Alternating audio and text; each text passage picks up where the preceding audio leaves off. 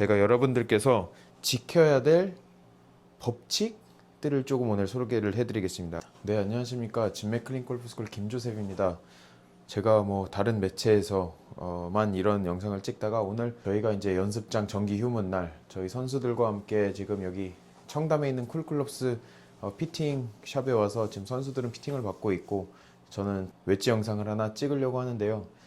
요즘 정말 제가 또 숏게임 영상을 올리면 여러분들께서 예전에는 바운스 얘기를 많이 했는데 바운스 얘기를 많이 안 하고 또 요즘에는 이렇게 공을 오른발에 두고 리딩 엣지로 치는 방법도 얘기를 하고 이런다라는 그런 피드백을 많이 주시는데, 일단 첫 번째는 많이 바뀐 계기가 여러분들께서 해외 골프를 많이 팔로우를 하시면 빅터 호블란을 가르친 조셉 메요라는 코치가 있어요. 조셉 메요라는 코치를 제가 그동안 뭐 영상도 많이 보고 그러다가 2년 전에 세미나에 가서 PGA 쇼에서 이제 만나고 또 끝난 다음에 얘기를 할 그런 기회가 주어져서 많은 것들을 물어봤는데, 그 당시만 해도 사실 이게 과연 그럴까? 그 이유는 그 당시에만 해도 팩 파커 맥라켄이라는 예전에 PGA 투어 뛰던 선수가 이런 식으로 숏게임 샷을 샬로우하게 하면서 어택앵글을 많이 만들지 않고 살짝 뒷땅에 긁히더라도 여기서 보면 이런 식으로 바운스로 지나가야 된다는 그런 얘기를 많이 했는데, 결국에는 치핑을 정말 못하는 빅터 호블란이라는 선수가 remaining holes. I just suck at chipping. Though I definitely need to work on my short game, and I was 100% exposed there on that hole. I can get away with it sometimes, but over 72 holes, I really need to tighten that up.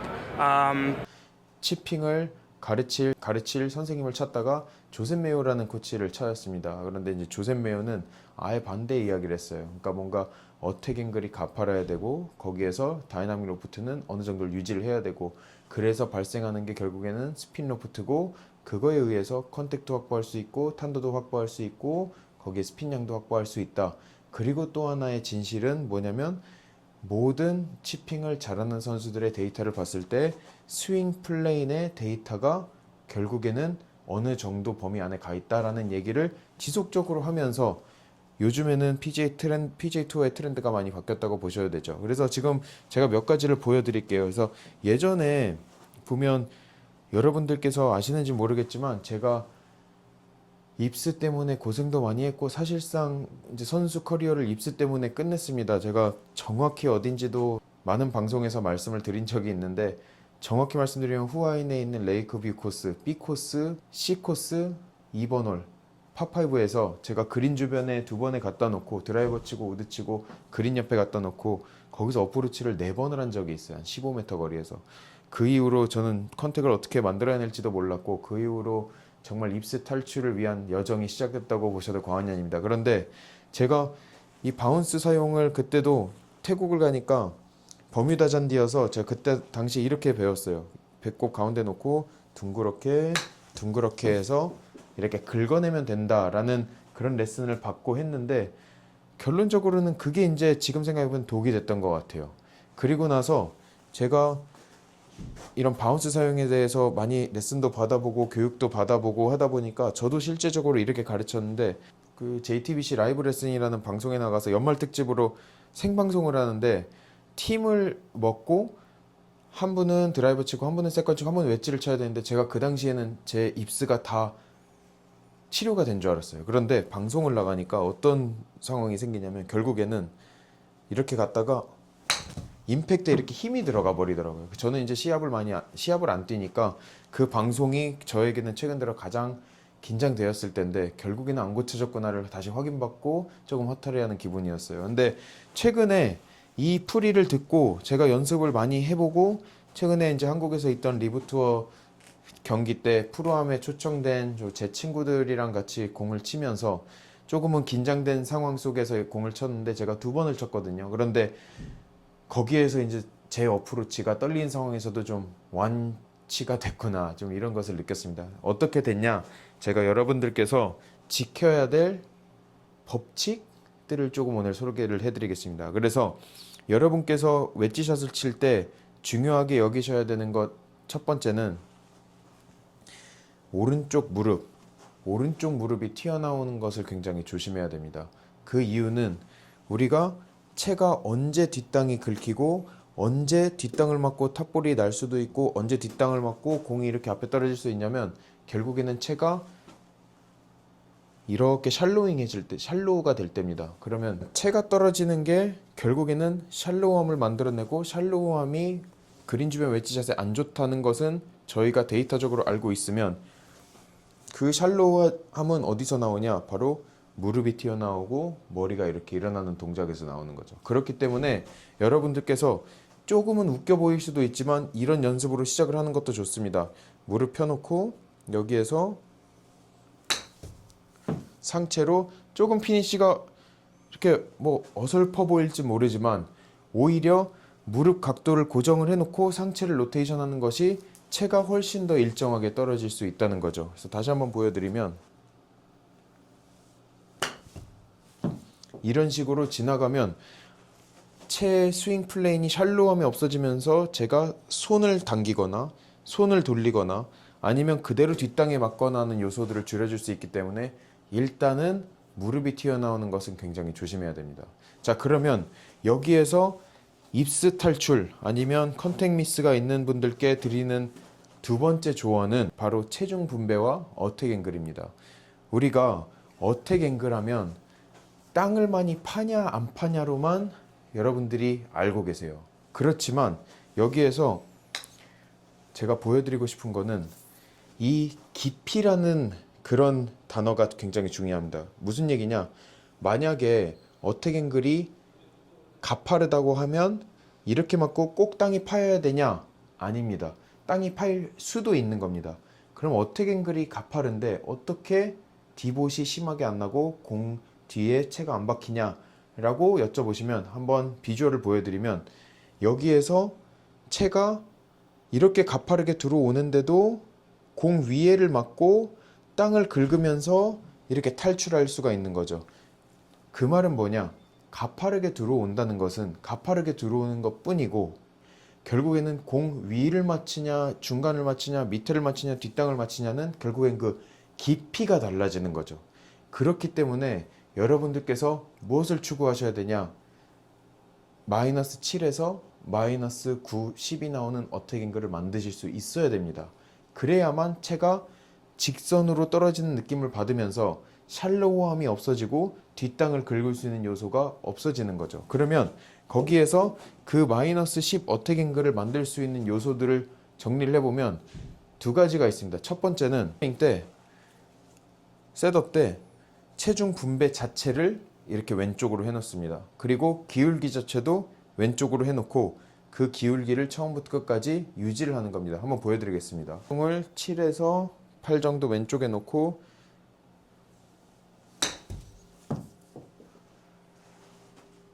내려갔다가 왼쪽으로 기대면서 전환까지 만들어주는 겁니다. 자, 그럼 여기 와서 한번 보실게요. 지금 제가 한번 보여드릴게요. 어택 앵글이 얼마가 나왔는지.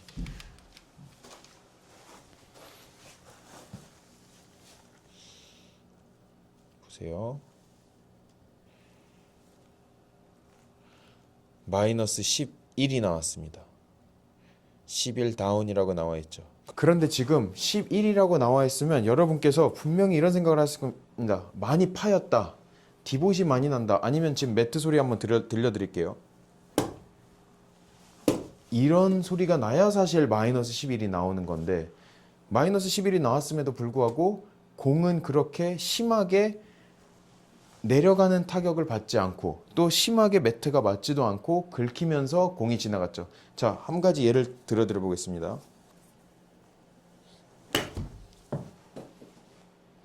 자, 지금 제가 굉장히 많이 손목으로 찍었어요. 그런데 지금 여기에서 나온 수치는 마이너스 14입니다. 그러니까 아까 마이너스 11과 14 제가 일부러 손으로 디봇을 내려고 매트를 찍는 것과 지나간 누가 보면 바운스를 사용했다라고 했을 수도 있는 그 어프로치도 마이너스 11까지 나왔습니다. 그러면 아까 말씀드린 것처럼 왜 하나는 일부러 받고 쿵 소리가 나도 14가 나오고 하나는 11이 나왔는데 공이 긁힌 것처럼 맞냐? 결국에는 어택 앵글에 대한 이해가 다시 만들어지셔야 된다는 거죠. 그러니까 가파르다고 해서 땅이 많이 파이는 게 아니라 가파른데도 공 위에만 긁고 지나갈 수도 있고, 가파른데 그대로 내려가서 디봇을 만들어낼 수도 있는 게 어택앵글이기 때문에 어택앵글이 심하게 수치가 마이너스 11, 10이 나온다고 해서 땅이 꼭 많이 파이는 것만은 아니라는 것을 이해를 하시면 훨씬 더 어프로치에 도움이 될 수가 있습니다. 다시 한번 보여드리겠습니다.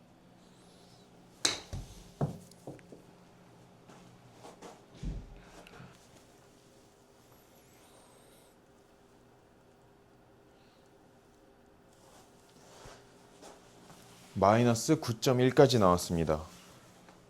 그렇게 해서 체중 분배를 시작 때 잘 하시고 그 체중을 유지함으로써 우리가 어택앵글을 만들 수 있고, 측면에서 봤을 땐 무릎이 안 나오면서 샬로우함을 없애니까 공으로 직선으로 떨어질 수 있는 클럽 헤드를 만들 수 있기 때문에 컨택은 훨씬 더 쉽게 확보가 되는 거죠. 자, 그럼 여기에서 두 번째 체중 이동 팁. 여기에서 어떻게 그럼 왼쪽에다 체중을 이렇게 놨는데 채가 안 박히고 땅에 안 박히고 이렇게 샬로우한 것 같은 샷이 나올 수가 있냐? 제 움직임을 한번 보여드리겠습니다. 셋업 때 7대3, 8대2로 셋업을 했으면 백스윙 탑에서 한 번 더 이렇게 머리를 타겟 쪽에 기대는 겁니다. 기댄 후에 그럼 여기에서 기대면 그대로 나가면 지금 제가 생크를 냈거든요. 공간이 없어서 생크가 날 수도 있고 너무 박히는 거 아니냐라고 질문할 수도 있는데 맞습니다. 그러면 그것을 결국에는 어떻게 우리가 조금 완화시키냐 보여드리겠습니다. 백스윙 갈 때는 왼쪽으로 왔다가 여기에서는 올라가면서 제 가슴과 목이 올라가는 겁니다. 그 말은 정말 왼쪽으로 오면서 채가 올기를 만들어주고 공이 맞고 나서는 땅에 안 박히게 살짝 일어나는 거죠. 그래서 그 패턴을 한번 보여드리겠습니다.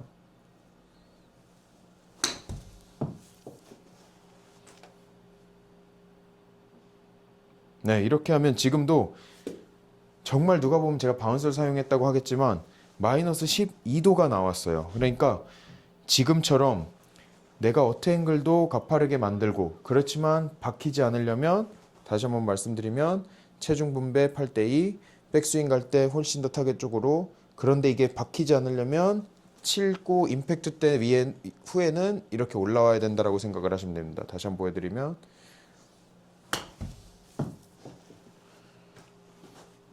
이런 식으로 지금은 9.3 나왔으니까, 그러니까 이렇게 여러분들께서 조금만 웨지샷을 하실 때 샬로우 해야 된다, 얕아야 된다, 디봇을 내면 안 된다라는 생각을 조금 줄이시고, 어택앵글이 가파르면 나쁜 거 아니야? 라는 생각도 오늘 이 영상을 보시고 어택앵글이 실질적으로 어떤 영향을 주는지를 알게 되시면 훨씬 더 여러분들께서도 그린 주변에서 컨택 걱정 없는 웨지샷을 만들어 내실 수 있을 겁니다. 한번 해보시고 코멘트 달아주시고 또 저희 인스타그램 페이지 와서 많은 숏게임 영상 시청 부탁드립니다.